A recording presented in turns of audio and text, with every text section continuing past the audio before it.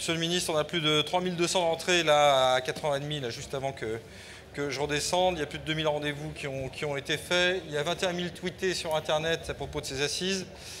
Donc on peut dire que c'est un grand succès. Et il y a un travail surtout très important qui a été fait depuis ce matin, avec toutes les 5 ateliers, les 4 ateliers, plus la conférence Allemagne qui ont donné lieu à des réflexions. Philippe? Oui, alors d'abord, on va voir ça avec vous, Gilles Battier. Vous êtes le PDG de Sprint Technologies, vous êtes aussi le représentant des pôles de compétitivité Pacte PME. Et vous, votre atelier, c'était sur les technologies de l'information et de la communication. Et ce qui ressort de ce premier atelier, c'est que finalement, quand on veut exporter, c'est mieux de constituer une équipe autour d'un grand groupe, avec des PME et au besoin les régions. Tout à fait. Bonjour. Donc effectivement, j'ai compris que l'objet c'était de faire une proposition, vous faire une proposition factuelle. Je dirais que pour développer l'international, de mon point de vue, et je vais peut-être vous surprendre, il faut tout d'abord développer des ETI en France avec des grands groupes. Et pour cela, une manière c'est de renforcer les PME existantes. À ce titre, vous êtes au courant qu'il y a une association qui s'appelle Pacte PME, et elle a une initiative que je souhaite signaler, à savoir le développement, le renforcement de PME à travers des grands groupes, puisque 10 grands groupes ont décidé de sélectionner une vingtaine de PME et de les aider à se développer en ETI. Une fois cela dit, l'autre développement va consister en fait à s'inspirer de ce qui a bien fonctionné dans les pôles de compétitivité. Alors je rappelle, dans les pôles de compétitivité, il a été remarquable que les grands groupes ont été intéressés à travailler avec les PME, avec leur écosystème, dans le cadre de filières et en mode projet. Donc je voudrais reprendre et vous proposer de reprendre ces principes-là, puisque l'avantage du mode projet, c'est qu'on définit des objectifs, des moyens et des délais. C'est également que l'on a un leader de projet et une équipe qui la complète, une responsabilisation individuelle et un intérêt commun, et en fait, enfin que ces modes projet peuvent être mis en place très rapidement, flexibles, et s'appuyant sur les structures existantes, comme les équipes de France de l'export. Je rajouterai que pour améliorer le système, il faudrait un suivi personnalisé avec un référent unique de cette équipe de France de l'export. Donc en résumé, ma proposition, c'est développer les ETI françaises avec les clients français pour avoir les moyens de nos ambitions à l'international, et ensuite intéresser les grands groupes à travailler en mode projet avec les PME dans le cadre de ces projets internationaux, en s'appuyant sur les équipes existantes que sont l'équipe de France de l'export. Monsieur le ministre. Bien, mesdames et messieurs, je ne sais pas si vous étiez tous là ce matin, je ne pense pas, je vois beaucoup de têtes nouvelles par rapport à ce matin. Donc, je veux vous saluer. Je vois même des membres de l'Assemblée nationale devant. Bonjour, monsieur le président du France, monsieur Cochet, je vous salue ici, monsieur Durieux, le président des conseillers du commerce extérieur. Je voudrais d'abord vous saluer, vous rendre hommage, parce que vous êtes quand même d'abord la force vive de notre pays. Et permettez-moi de vous dire, mais j'aurai l'occasion de le redire tout à l'heure, quand ces temps où l'on parle tellement de démondialiser la France, il est bien de voir des gens qui, eux, se battent pour créer de la richesse et des emplois grâce à la mondialisation. Donc, tant que vous êtes là et tant que nous sommes capables de développer ensemble l'influence de la France à l'extérieur et de gagner des parts de marché, c'est qu'il y a peut-être de l'espoir pour notre pays. Monsieur Battier, ce que vous venez de dire, c'est exactement ce que je m'efforce de faire. Ce matin, Gérard Mestralet, le patron de GDF Suez, est venu apporter la 13e signature au pacte PME qui lie les gens du CAC 40, les patrons du CAC 40 à nos PME. C'est une initiative jadis lancée par Henri Lachmann, aujourd'hui entre les mains de Fabrice Bégier de DADS, à laquelle j'attache la plus grande importance. Sur les marchés à l'export, l'une des principales caractéristiques, c'est que la concurrence travaille en groupe, en meute. Quand vous avez en face de vous des Allemands, des Japonais ou des Coréens, en général, vous avez un grand groupe et son écosystème et ses sous-traitants. En France, il n'en va pas toujours, et je suis très poli, il n'en va pas toujours de même, y compris quand il s'agit d'entreprises nationales. Et j'ai même vu le cas de sous-traitants qui, malheureusement, sont des sous-traitants maltraités.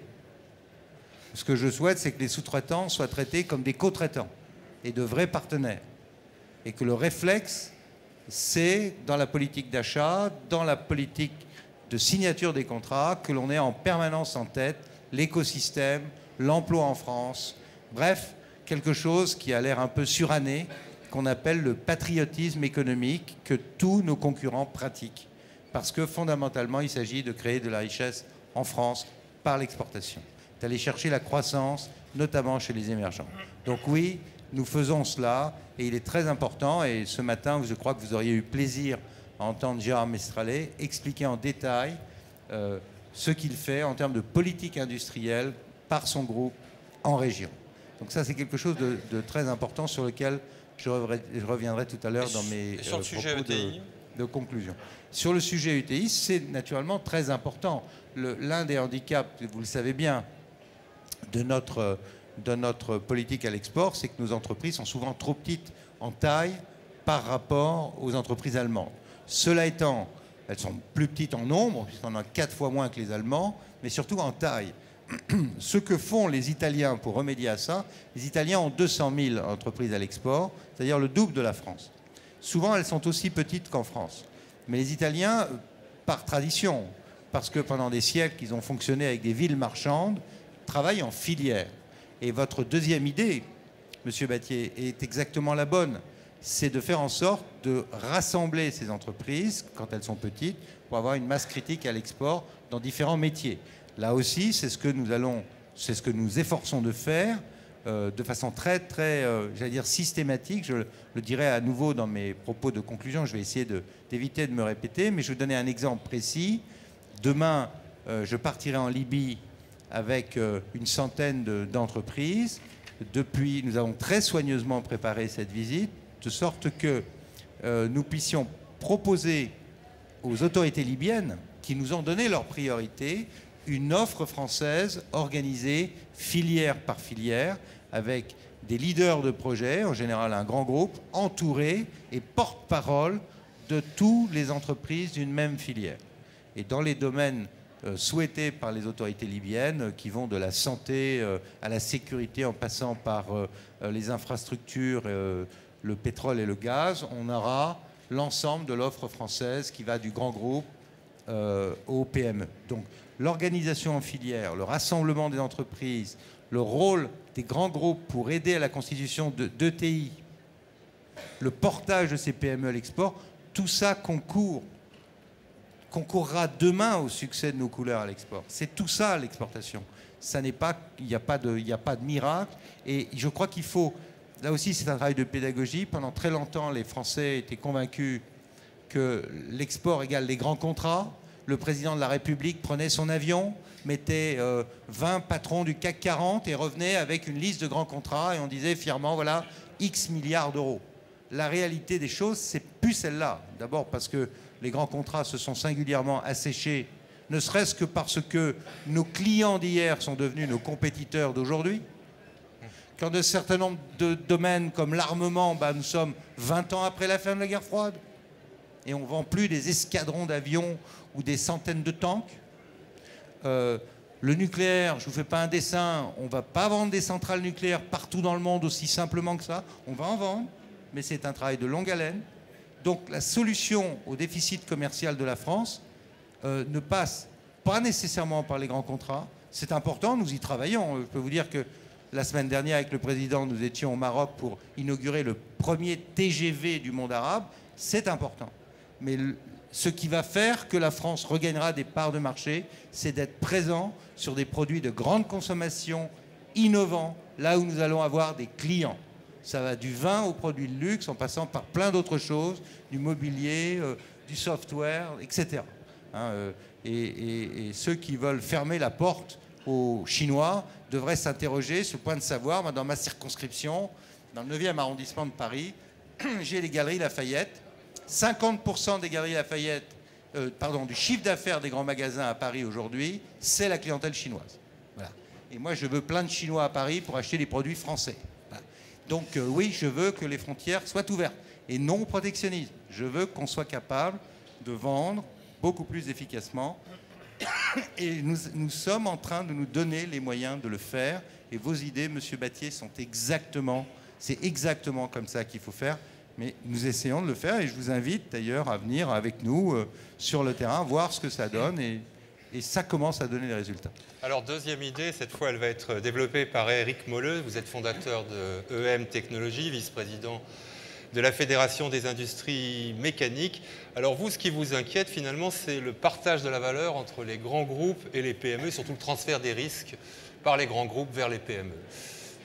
Oui, ça va marcher. Ça marche, c'est bon. Oui, la notion de filière implique divers acteurs. Depuis longtemps, les grands groupes ont compris qu'ils ne pouvaient pas, ils ont comme tout le monde des problèmes d'allocation de ressources. Donc depuis longtemps, ils ont choisi, ils se réservent la conception et l'assemblage et ils sous-traitent le reste à leurs partenaires et c'est une chance justement pour les sous-traitants d'entrer sur ces marchés. Mais je pense être dans la même lignée de ce qui a été dit avant. Le problème, c'est que la sous-traitance, c'est le maillon faible.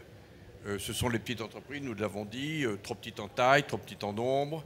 Mais c'est aussi un acteur incontournable, car en ce moment, c'est là où on trouve encore les vrais spécialistes des métiers primaires qui n'existent plus dans les grands groupes.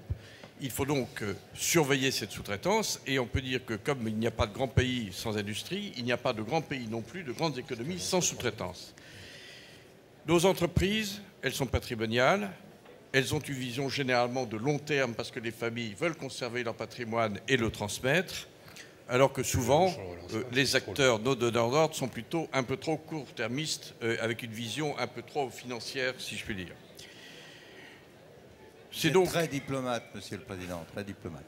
Oui, mais je pense à mes clients qui m'écoutent, qui sont des grands donneurs d'ordre, Monsieur le Ministre. Bon, donc, comme tout le monde.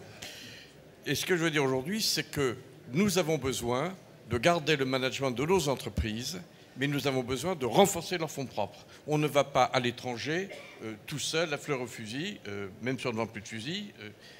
Aujourd'hui, il faut prévoir l'avenir. Et l'avenir, eh bien, il est bon que les pouvoirs publics, ce n'est pas de l'aumône, ce n'est pas la main tendue, ce n'est pas de la solidarité de filière, c'est le renforcement d'un des acteurs qui, par essence ou par construction, est le plus petit. Donc le renforcement de fonds propres, c'est ce qui nous permet d'exporter, c'est aussi ce qui nous permet d'aller parfois aussi chercher les marchés là où ils sont, d'une manière générale. C'est ce qui permet de rendre nos entreprises compétitives. Et si nos entreprises sont compétitives, nos donneurs d'ordre le seront. S'ils ont une sous-traitance de mauvaise qualité et non compétitive, ils auront eux aussi des problèmes. C'est l'un des points les plus importants que je voulais souligner. Votre réponse. Ben, ma réponse, c'est que M. Molleux a raison et que je l'ai vérifié sur le terrain à plusieurs reprises. Alors, en positif, dans la colonne positif, j'ai vu le cas, heureusement, de grands groupes qui, à l'export, fabriquent de vraies filières d'ETI françaises et assurent, par leur pénétration de marchés importants, la pérennité de sous-traitants dans des industries vitales. Je pense notamment à ce qu'a fait EDF en Chine depuis Daya Bay. Nous avons construit ces centrales il y a déjà presque 2 décennies. EDF a réussi à organiser un groupe d'une 60aine de grosses PME importantes qui, dans des secteurs clés de l'îlot nucléaire, gagnent très bien leur vie après Daya Bay. Dans toutes les autres centrales que les Chinois ont fait derrière, on a des boîtes françaises qui ont très bien gagné leur vie et qui continuent à gagner leur vie et qui sont maintenant actives sur le programme de Taishan, les EPR de Taishan. Donc ça, c'est typiquement le genre de choses qu'il faut faire. C'est la politique de filière quand elle réussit. Le donneur d'ordre, par sa politique d'achat, j'ose même dire sa politique industrielle, fait en sorte de consolider sa sous-traitance parce qu'il a compris que c'est vital pour son métier. Quand c'est comme ça que ça se passe, c'est comme ça que font les Allemands, par exemple, ou les Coréens, c'est extrêmement efficace. À l'autre extrémité, vous avez des grands groupes qui serrent le kiki au maximum de leurs sous-traitants. Là, on est dans une optique, si j'ose dire, pardonnez-moi d'être aussi peu diplomate, mais c'est un peu mon style, dans une optique tête de gondole. On va serrer le sous-traitant jusqu'à rendre la pérennité du métier très difficile. Donc là, on est pour des raisons de court-termisme financier dans une situation qui est en fait anti-industrielle. Et c'est la raison pour laquelle, d'ailleurs, notre gouvernement, ce gouvernement, a nommé un médiateur de la sous-traitance qui a fait un travail très considérable. Et je veux lui rendre hommage, hein, mon ami Jean-Claude Vollot, que nous avons créé le FSI. À quoi sert le FSI? À se donner des objectifs stratégiques et à donner un coup de main à des entreprises qui ont un rôle vital, même si ce n'est pas des grands groupes. Souvent, ce sont des petites ou moyennes entreprises. Comme l'entreprise que j'ai cédée. Comme la vôtre. Et non pas parce qu'elle va mal, mais pour qu'elle puisse... Absolument. Et donc ça fonctionne. Je vais nommer, mais je le dirai tout à l'heure, je ne veux pas me répéter, quelqu'un qui va nous donner un coup de main en région pour s'assurer que cette politique industrielle soit correctement relayée. Mais on est en train de se doter des moyens avec le crédit impôt recherche, le FSI, la médiation de la sous-traitance. Un ministre qui est très réactif, je peux vous dire que quand j'ai un sous-traitant qui est maltraité à l'export, en général, le patron du CAC 40, il m'entend assez vite. Et en général, on règle le problème. Donc ce qu'il faut, c'est introduire cette culture. Il faut qu'à l'intérieur d'un grand groupe, le directeur d'achat, le directeur international, le patron, tout ça se parle et qu'on ait cette relation, j'allais dire, de fraternité, d'intelligence. En plus, c'est dans l'intérêt mutuel d'une filière industrielle que de travailler ensemble. On n'est pas là pour... les autres ne nous font pas ce genre de cadeau. Hein. Moi, je ne connais pas de groupe japonais, coréen qui prennent des sous-traitants français. Hein. Sinon, ça se saurait. Sauf quand on est tout à fait organisé. J'ai donné le cas d'EDF tout à l'heure en Chine, parce que dans certains secteurs, on arrive à être bien meilleur, moins cher, beaucoup plus sûr. Et dans ce cas-là, on est acheté. Mais c'est quand même un leadership à la française qui a créé la filière. Qu'on n'attende pas que quelqu'un d'autre nous rende ce service. Bon, je ne veux pas monopoliser la parole, mais sachez que je suis extrêmement attentif à cela, extrêmement attentif, parfois un peu choqué par ce que je vois, et parfois rassuré par ce que je vois également. Donc il y a un travail pédagogique à faire, et il est bien évident qu'on ne va pas régler cette affaire par la loi ou par le décret, encore une fois, ou par l'oukase, mais je crois que le dialogue, ce type de réunion, ce type d'échange, PAC PME, la capacité de discuter avec les grands groupes et entre PME, grands groupes, avec la médiation de l'État, c'est quelque chose qui est en train de commencer à changer les mentalités. Monsieur le ministre, troisième atelier qui concernait la filière agroalimentaire. Et à ma gauche, Michel Nallet, qui est le directeur de la communication et des relations extérieures du groupe Lactalis, qui est un grand exportateur de droit éternel. Alors là, c'était plutôt autour de la problématique d'emploi à l'export et d'avoir un commercial, finalement. La possibilité, peut-être, de partager ce commercial, n'est-ce pas ? Alors, avant de revenir sur ce qui a été dit ce matin, je voudrais quand même redonner quelques chiffres de base sur l'importance de l'agroalimentaire dans l'export. Monsieur Ledouche y est particulièrement sensible, il a fait beaucoup d'actions sur le sujet et je le remercie. Quelques chiffres déjà, parce que l'agroalimentaire, c'est 477 000 emplois en France, c'est aussi 10 000 entreprises aux 90% de PME, et c'est aussi des entreprises qui utilisent à 75% les denrées agricoles produites sur le territoire français. Donc ce n'est pas uniquement les emplois des industries, mais c'est aussi les emplois d'une filière. D'où l'importance pour nous d'être à cette table ronde, parce que ça montre aussi effectivement qu'il n'y a pas que les grands contrats. Moi je milite à titre personnel beaucoup pour dire que, et comme vous venez de le dire, il y a aussi des produits de grande consommation qui sont très importants dans l'export.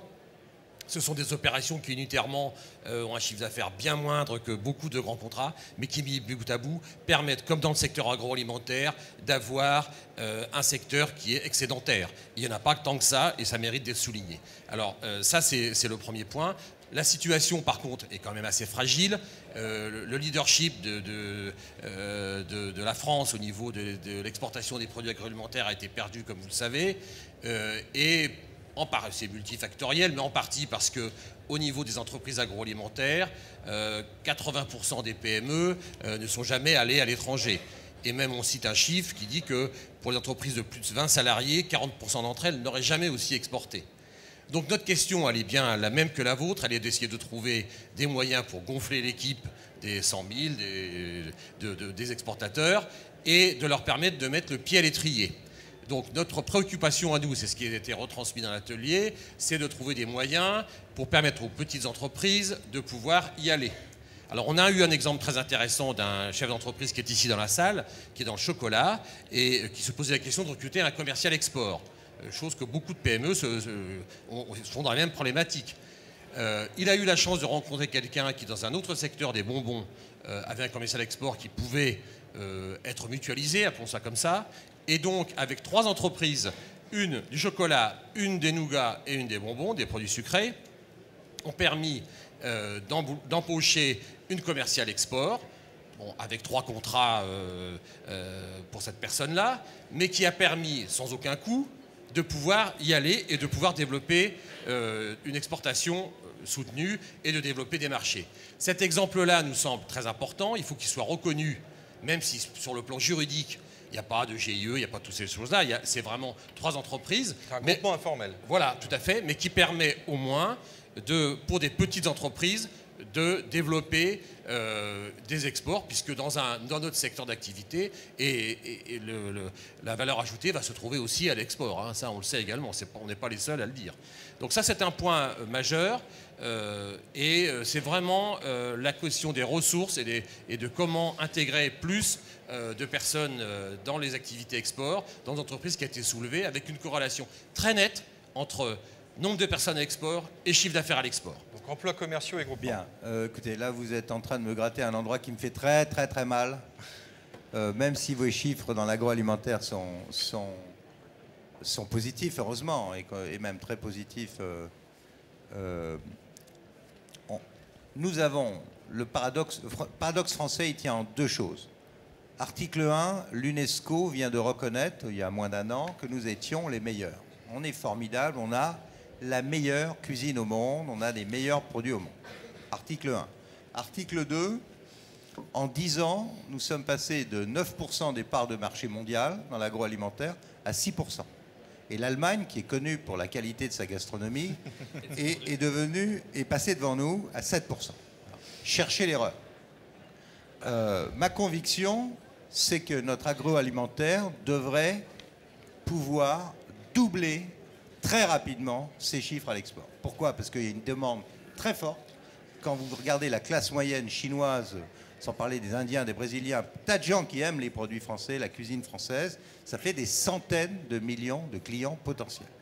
On a les meilleurs produits. Pourquoi est-ce qu'on n'arrive pas à les vendre autant qu'on devrait? On en vend, Dieu merci, mais prenez le vin, par exemple. Le vin français, on sait vendre les vins icônes, on sait vendre les Lamborghini et les Ferrari de Bourgogne et de Bordeaux. Les entrées de gamme, on se fait dépasser par des Italiens, des Espagnols, des Chiliens, des Argentins, j'en passe et des meilleurs. Et bientôt des Moldaves. Donc, il faut qu'on soit capable de regarder comment on organise la filière. On a des tonnes de produits de très grande qualité qui dépassent jamais les frontières du département d'origine. Quand elles dépassent les frontières du département d'origine, c'est qu'il s'est trouvé 3 ou 4 gars un peu malins qui ont décidé de se mettre ensemble et d'aller ensemble sur les salons, où d'ailleurs Ubifrance va les accompagner. Et j'ai vu à Shanghai, par exemple, à la fois le pire et le meilleur, c'est-à-dire que j'ai quasiment pas vu de viande française, un peu de cochon mais pas de viande. Pourtant, il y a quand même 1,3 milliard de consommateurs de viande en Chine. Et en même temps, j'ai vu quelques producteurs de vin, pas des très hauts de gamme, mais qui gagnaient très bien leur vie parce qu'ils s'étaient regroupés. Donc j'ai vu la semaine dernière d'ailleurs Bruno Le Maire pour essayer d'améliorer le système. Nous devons passer d'une agriculture qui est essentiellement tournée vers la PAC, historiquement, vers Bruxelles, à une agriculture tournée vers l'export. C'est un changement de culture, il faut qu'on se donne les moyens d'une réforme, probablement des mécanismes d'export entre l'agriculture et Bercy. C'est pas encore optimal. Il y a beaucoup de choses sur lesquelles nous travaillons. Je crois vraiment que là, on a une pépite nationale. On doit être fiers de notre agriculture. On a une sécurité alimentaire. On a un marché incommensurable. On a une qualité de produits. À nous de développer la marque France et de ne pas le faire uniquement au sens où c'est une gastronomie d'élitiste. Hein. Moi, j'ai lancé un festival mondial de la gastronomie autour du 14 juillet pour donner l'habitude aux consommateurs de découvrir la cuisine française. Et les produits qui vont derrière, pas seulement les grands chefs, avec tout le respect que leur doit, les grands ambassadeurs de la cuisine française. Ce que je veux, c'est que derrière, on vende les paysans français et les produits français. Mais on va y arriver. Sur la notion de groupement. Et ben c'est exactement ça. Les produits qu'on arrive à vendre le sont toujours par des groupements un petit nombre d'entreprises, ou alors par des entrepreneurs particulièrement malins, qui, eux, comprennent. J'ai le cas, par exemple, d'un producteur de jambon basque, qui est le seul qui arrive à vendre du jambon au Japon. Vous savez qu'on a réussi, nous les Français, dans un pays qui adore la France. On a 40 ou 50 restaurants 3 étoiles japonais Michelin. Donc ils sont fascinés de cuisine française. Eh bien, sachez que nous vendons 4 grammes de jambon par an et par japonais. 4 grammes. On a dit, on doit pouvoir faire mieux. Mais les Japonais demandent naturellement des choses en matière de traçabilité. Il faut que nos autorisations phytosanitaires, nos processus soient améliorés. Il y a beaucoup de travail à faire. Chez nous aussi, hein, croyez-moi, si les Espagnols vendent du jambon au Japon et pas les Français, c'est quelque part, les Espagnols sont plus malins que nous.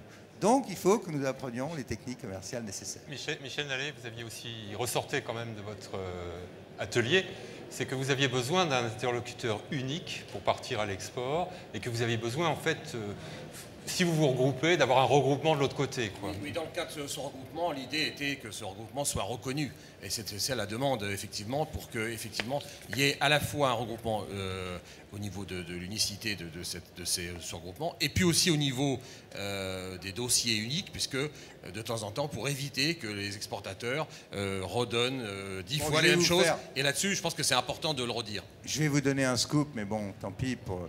je le dis devant Alain Cousin, qui est le patron, qui est le président du Bifrance et qui est député. Puis je le dis aussi devant le patron de la filière agroalimentaire, monsieur député Philippe Cochet. Je veux qu'on arrive à un moment ou à un autre à fusionner Ubifrance et Sopexa, hein, parce que c'est pas possible qu'on ait chacun son mécanisme de vente à l'export. C'est pas l'objet de la question. Non, mais il faut que les producteurs se tournent vers un seul interlocuteur et que la force de vente soit unifiée. Donc on va, j'espère, régler un jour ces questions de boutique. Voilà, on va passer maintenant au 4e atelier, c'était sur les industries électriques et électroniques. Avec Philippe Guibert, vous êtes directeur du pôle international de la FIEX. Et, bon, je vais préciser que c'est la Fédération des industries électriques, électroniques et de la communication. Alors pour vous, en fait, le plus important maintenant, c'est que les marchés soient ouverts et surtout sur une base de réciprocité. Oui, alors, prenez le micro, on vous entendra mieux. Oui, alors nous représentons encore 400 000 emplois en France, ce qui n'est pas rien. On a plusieurs milliers d'entreprises adhérentes, donc 86% de PME. On fait à peu près une centaine de milliards de chiffre d'affaires et on en exporte la moitié. Donc pour nous, l'exportation, c'est vital. Nos entreprises financent leur développement en exportant leurs produits, évidemment, de haute technologie principalement. Mais nous avons, je citais ce matin l'exemple d'une petite PME de moins de 100 personnes qui exporte 95% de sa production. Vous voyez, donc on peut le faire et sans aide. Donc on n'a pas besoin finalement d'argent. On utilise beaucoup le CIR, ça vous fera plaisir sans doute. Mais on demande sa pérennisation, bien entendu. Mais nous, ce qui est vital, c'est l'ouverture des marchés donc, étrangers, et surtout les marchés publics, bien entendu, dans les pays émergents, et dans des pays comme le Japon, le Canada, qui nous ont toujours pas donné satisfaction dans nos demandes, et qui n'achètent pas nos produits. Donc on demande ça sur une base de réciprocité, bien entendu, avec la suppression des obstacles tarifaires et non tarifaires, la reconnaissance des normes, par exemple. La normalisation est très importante pour nous, évidemment, mais aussi on voudrait que les normes européennes soient reconnues par des pays comme le Japon, ce qui n'est pas le cas. Et puis également l'ouverture des investissements à 100%. Donc nous avons surtout besoin, en fait, d'aide sur le terrain, à l'étranger. Ce matin, il y avait des demandes, par exemple, pour être accompagnés sur place par des attachés douaniers. On avait fait déjà des demandes par le passé pour qu'ils soient renforcés. Il n'y en a qu'une douzaine dans le monde entier. Ou des spécialistes, parce que Ubifrance pourrait notamment, ils n'en ont pas vraiment d'experts, enfin ils en ont très peu d'experts en matière douanière, réglementaire, fiscale, etc. Parce qu'il y a des pays qui ont des règles particulièrement difficiles. Beaucoup de questions, là, on va peut-être commencer par la première, et ce sera la seule. Le plus important, donc, aujourd'hui, monsieur le ministre, c'est l'ouverture des marchés publics et privés, mais sur une base réciproque. Quoi, voilà. Bien, là aussi, vous touchez un point qui est au cœur de mes préoccupations. Sur l'affaire des normes, je dirais une phrase quand même. J'invite vraiment nos entreprises à rentrer dans les groupes de travail de l'Union européenne. Hein. Sachez qu'il y a 2 fois plus d'Allemands que de Français dans ces groupes.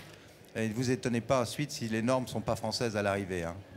Alors c'est coûteux, ça prend du temps, mais c'est un champ de bataille absolument essentiel. Si vous voulez que les normes suivent les intérêts de la technologie française, il faut être présent dans les normes. Et donc arrangez-vous avec les chambres consulaires. Si vous avez des difficultés, laissez-nous le savoir et l'appareil d'État va vous aider, mais on ne peut pas vous remplacer dans les groupes de travail de l'Union. Premièrement. Sur l'accès au marché, alors c'est le thème principal de tous les avocats du protectionnisme, hein, qu'ils soient de droite ou de gauche aujourd'hui, sur le thème c'est pas juste, il y a la concurrence est déloyale. Oui, je suis le premier à le dire. Et c'est même moi qui ai ouvert le débat sur l'accès au marché public il y a 2 ans, quand j'étais ministre des Affaires européennes, à Bruxelles.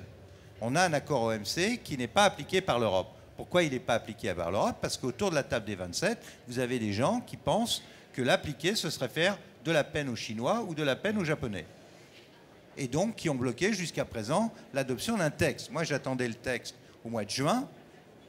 Je suis allé voir plusieurs fois le commissaire européen chargé de la négociation. Il faut quand même rappeler d'ailleurs aux démondialisateurs que la négociation commerciale, c'est pas moi qui le fais, ni le président Sarkozy. C'est le commissaire européen, car il faut savoir que nous avons un traité dans lequel, pas seulement depuis d'ailleurs le traité de Lisbonne, hein, depuis le début de la construction européenne, la politique commerciale est la seule politique communautarisée avec l'agriculture. Il y a la PAC et il y a le commerce international. Pourquoi? Parce qu'on pense qu'à 27, on est plus fort face à la Chine ou face à l'Inde ou face au Japon. Oui, mais à condition aussi d'avoir des lignes défensives claires.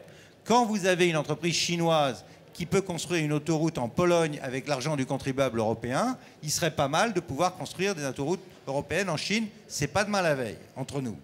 Quand vous regardez le code des investissements chinois, c'est sûr que c'est pas le même qu'en Europe.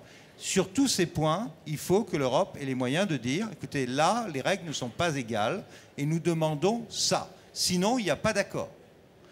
Ça ne vaut pas que pour la Chine, d'ailleurs. Avec le Japon, nous avons des difficultés identiques. Nous ne vendons pas 1 kilo de bœuf au Japon. Nous sommes toujours sous embargo, il faut le savoir, à cause de la vache folle. Essayez de voir dans un train TGV au Japon, vous allez voir, tandis que le Japon, lui, ne se gêne pas pour soumissionner des trains en Grande-Bretagne. Donc sur tous ces points, nous demandons, oui, nous demandons, le président d'ailleurs l'a obtenu il y a 1 an, en septembre 2010, que le Conseil européen demande un projet de texte qui nous permette d'agir. Pour l'instant, je ne l'ai pas. Et la solution, ce n'est pas Yaka Faucon. La solution, c'est comment amener les 27 à réagir en offensif et en défensif face à des mastodontes qui s'appellent l'Inde, la Chine, le Brésil, le Japon. À chaque fois, c'est le Canada, pas très simple, négociation sur laquelle nous nous battons pied à pied. Donc je voudrais juste ôter l'idée qu'on regarde les trains passer et qu'on ne fait rien et qu'on accepte de jouer de façon inégale. Si on n'accepte pas ça et qu'on dit bon, l'Europe est inutile, il faut en tirer les conséquences. Et si on considère que l'Europe ne fait pas son travail, alors il faut qu'il y ait un débat sur le devenir de la France en Europe. Si on pense que la solution, c'est le protectionnisme derrière les frontières de la France, il faut le dire. Mais dans ce cas-là, il faut savoir qu'il y a 7 millions d'emplois à la clé, 7 millions de Français tous les jours travaillent à l'export. Voilà. Donc voilà la façon de poser le problème de la difficulté que nous avons à obtenir l'égalité des normes. On a des pays en face de nous qui jouent très dur, qui sont très grands, qui ont beaucoup de poids et qui pèsent sur un certain nombre de partenaires. C'est ça la réalité. Et entre le Yaka Faucon et le combat que nous menons, il y a comme un delta là, qui n'est pas mauvais de combler à chaque fois qu'on a l'occasion de faire un peu de pédagogie. Et je vous remercie de me donner cette occasion aujourd'hui. Dernière table ronde, monsieur le ministre, c'était sur le sujet de l'Allemagne, avec Marie-Jeanne Derouin, qui est la présidente de la section des conseillers du commerce extérieur en Allemagne, et qui est aussi vice-présidente de Langenscheidt, un éditeur allemand. Alors, la réflexion était plutôt autour de l'exportation en Allemagne, que finalement, vous trouvez qu'on oublie peut-être parfois de temps en temps, parce que quelque part, c'est important. Et deuxièmement, de la non-performance de nos jeunes sur le sujet. Alors, hop, un micro. Merci, Marie-Jeanne.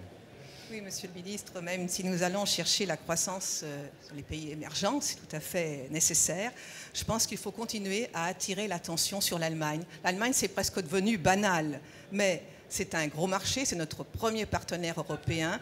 Ça en vaut vraiment la peine. Avec une implantation en Allemagne, on crée des emplois, pas seulement en Allemagne, mais aussi en France, on crée de la croissance. Mais je crois, et ça c'est quelque chose que nous continuons à souligner, il faut être très bien préparé. On va en Allemagne, on se prépare pour aller en Allemagne comme on se prépare pour aller en Chine. Pas penser parce que c'est un pays voisin qu'on y va comme ça et puis ça va être comme la France. Et il y a, nous souvent, à l'étranger, justement, nous sommes consternés de voir le manque de préparation. C'est de l'exportation, l'Allemagne. Voilà, voilà, exactement. Alors, ça... Oui, mais c'est un pays fiable. Monsieur le ministre, vous avez parlé des normes. Effectivement, un gros poids en Allemagne. Si on joue le rôle, si effectivement on est présent dans les instances qui décident les normes, eh bien, c'est un garant de succès. Hein. Ça, c'est important, le premier point.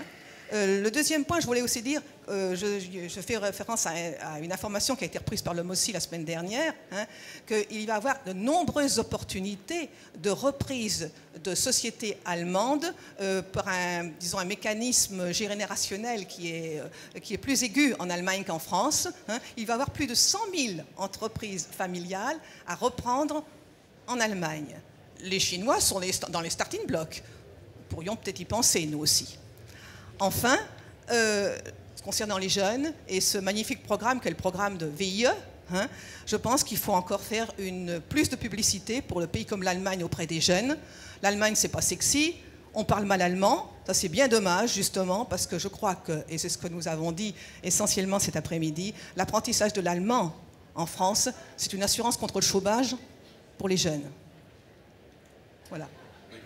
Tout ça est parfaitement exact. J'ai pleinement conscience du rôle stratégique que l'Allemagne joue en Europe. Le cœur de tout ce que nous faisons en ce moment sur la zone euro, tout ce que nous faisons en termes de politique européenne se fait avec l'Allemagne. Et j'ai pleinement conscience aussi du fait qu'il y a un déficit de connaissances de l'Allemagne, de l'apprentissage de l'allemand. On essaye de beaucoup travailler dans tous ces domaines. Vous avez 1000 fois raison d'insister sur ce sujet. Il ne faut pas caricaturer ce qui se passe en Allemagne. Pas considérer que l'Allemagne s'engraisse sur le sort des petits. Enfin, je lis ce genre de choses. Hein. Je ne veux pas faire de la publicité au même.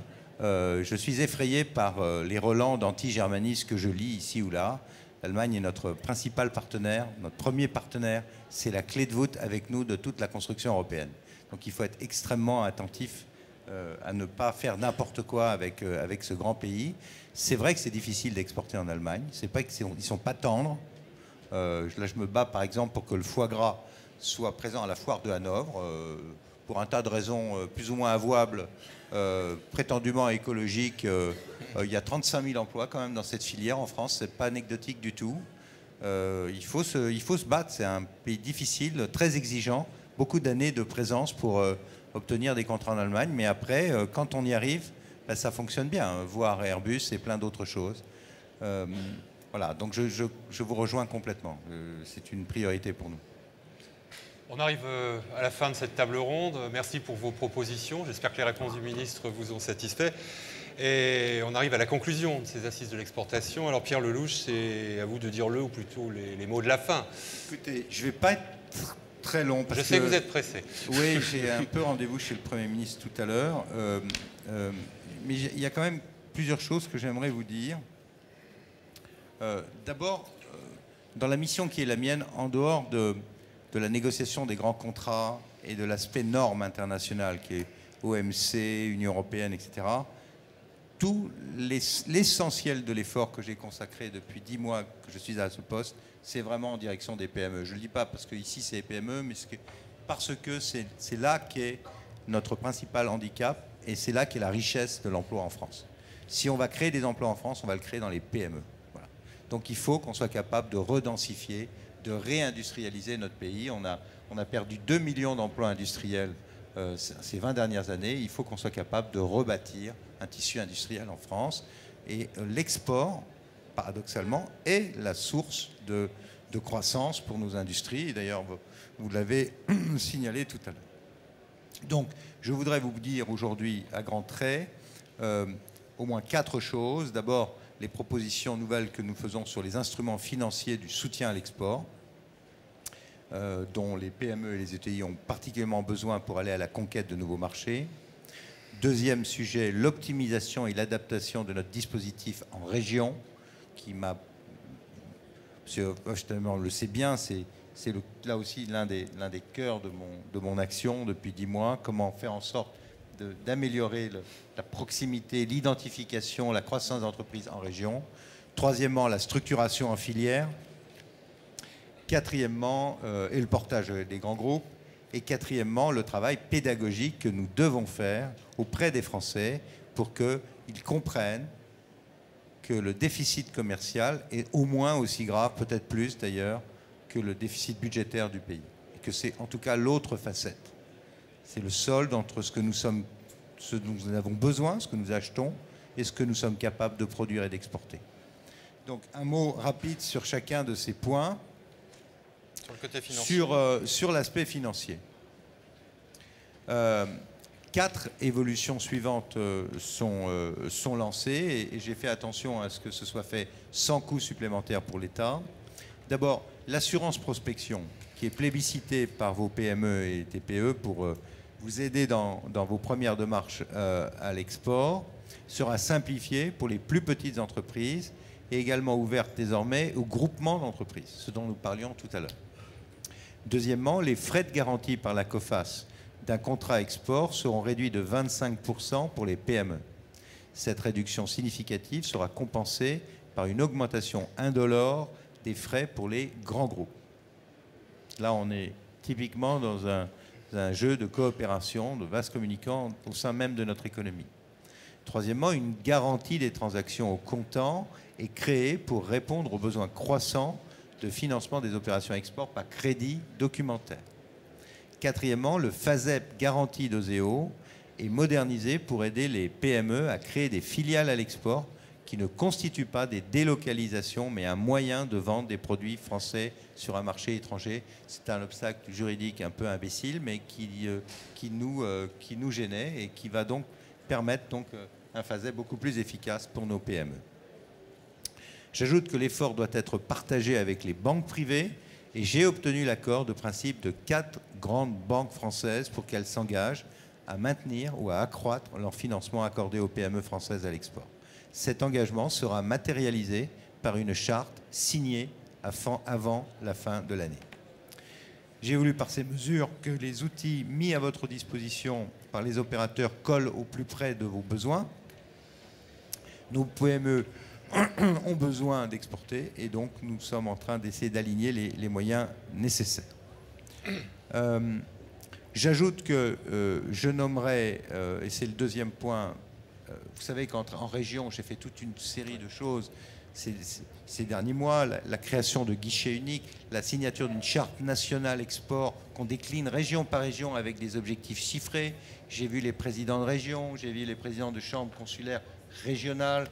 Petit à petit, la pédagogie est en train de prendre. Et il se crée même un début d'émulation en région, ce dont je me réjouis. Et mes collègues de gauche savent que ce travail est un travail bipartisan. Donc, je n'ai pas de problème avec les régions, loin de là. Pour compléter tout ce dispositif, je vais nommer dans les prochains jours un commissaire général à l'internationalisation des PME et des ETI.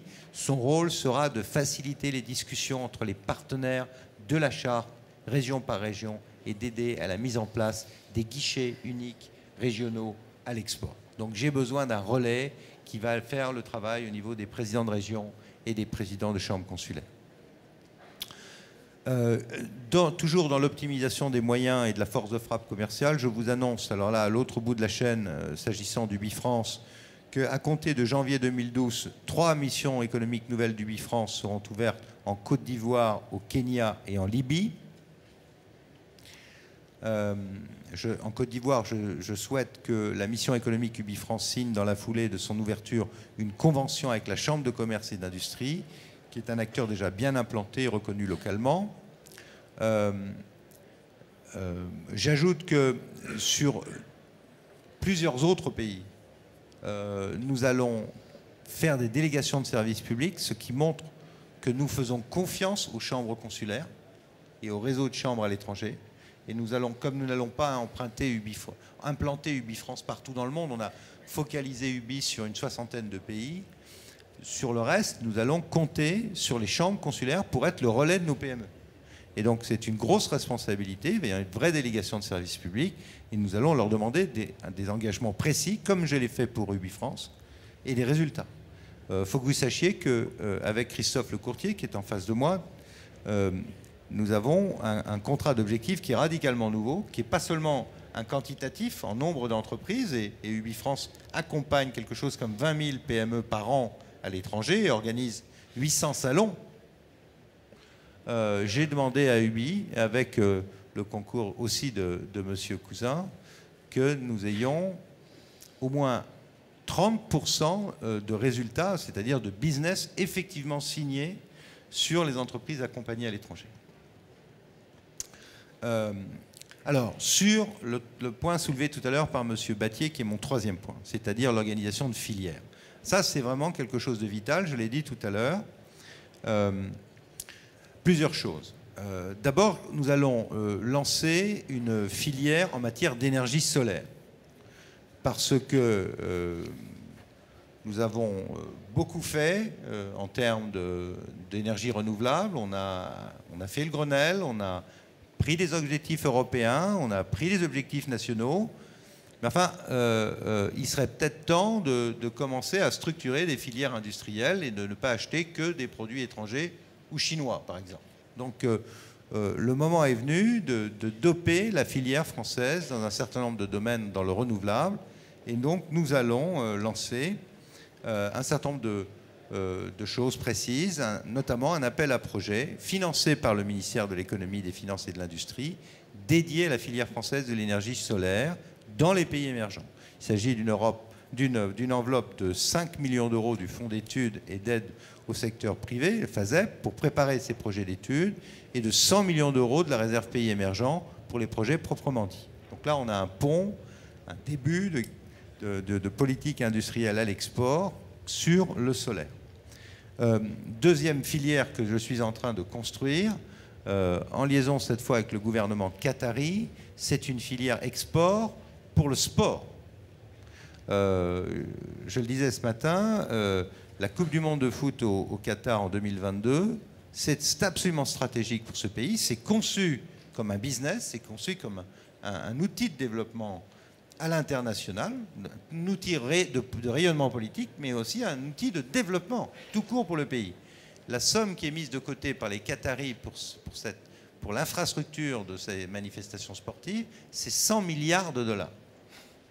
Je pense qu'il y a des entreprises françaises susceptibles d'organiser une offre dans un pays où on sait faire plein de choses en matière de sport. Et je pense qu'on doit être capable d'organiser une très belle offre française à l'égard en face du gouvernement qatari.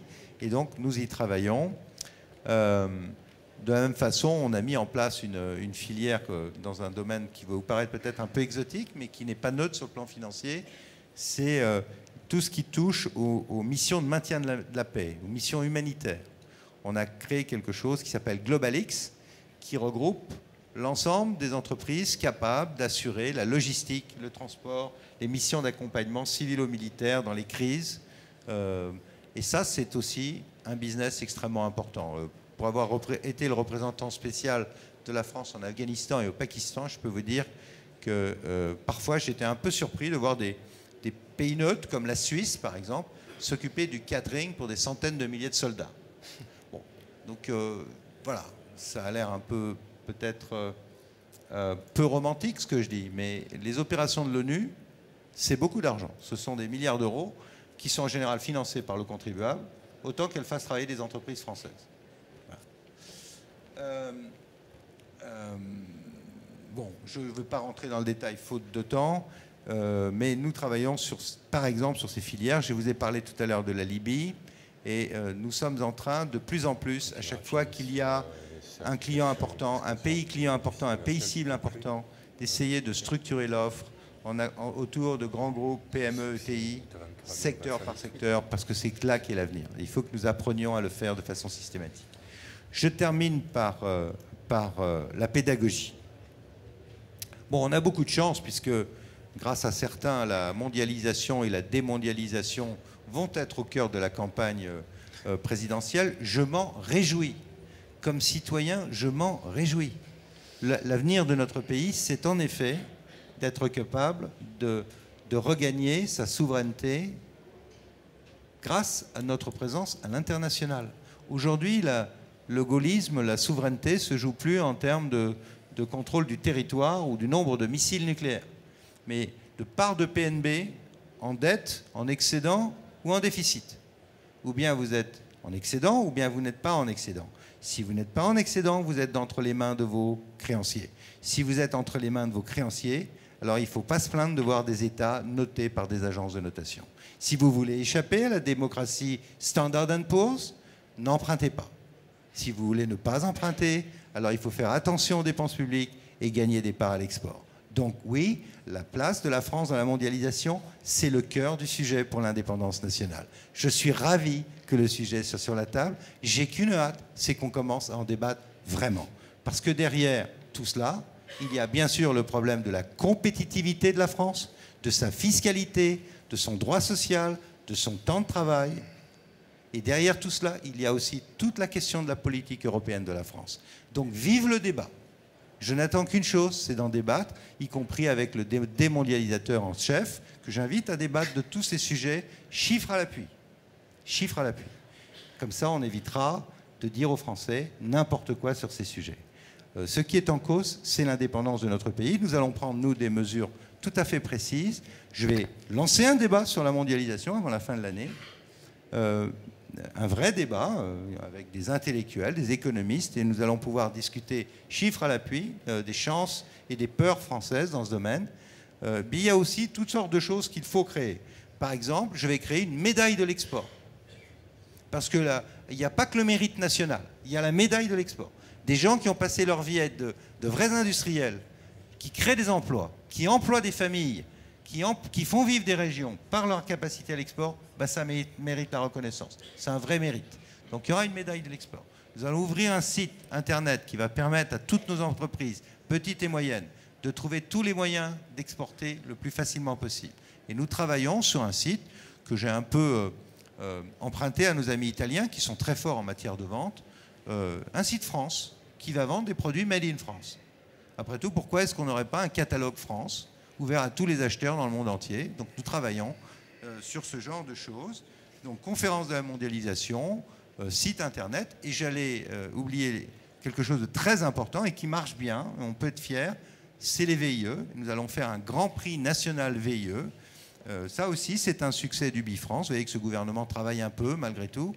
On a fait la Banque des PME, OSEO, on a fait le Crédit Impôt Recherche, on a fait la médiation de la sous-traitance, on a fait Ubifrance. On réorganise notre système en permanence. Le Grand Prix VIE, c'est très important parce que ça va permettre de donner à nos jeunes l'idée que la mondialisation n'est pas une punition, comme on le dit, mais c'est une chance. 6500 jeunes aujourd'hui, des jeunes qui ont 20 ans, et d'ailleurs il y en avait plein ici qui cherchaient un débouché, qui sont des diplômés de grandes écoles, demain qui seront aussi des gens issus de l'apprentissage, vont aller travailler dans des PME à l'export, souvent en portage avec des grands groupes. À la sortie de leurs 2 ans à l'étranger, ils auront appris le monde, ils sauront des langues étrangères, ils sauront vendre des produits, et dans 80% des cas, ils auront un job à la sortie.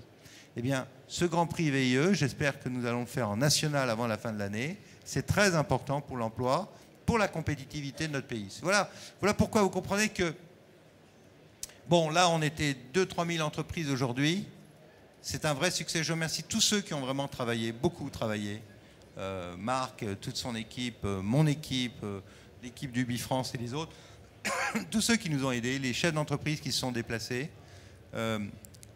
On a beaucoup parlé de démondialisation cette semaine. On ne parlera pas de cette réunion aujourd'hui aux 20h, je le regrette.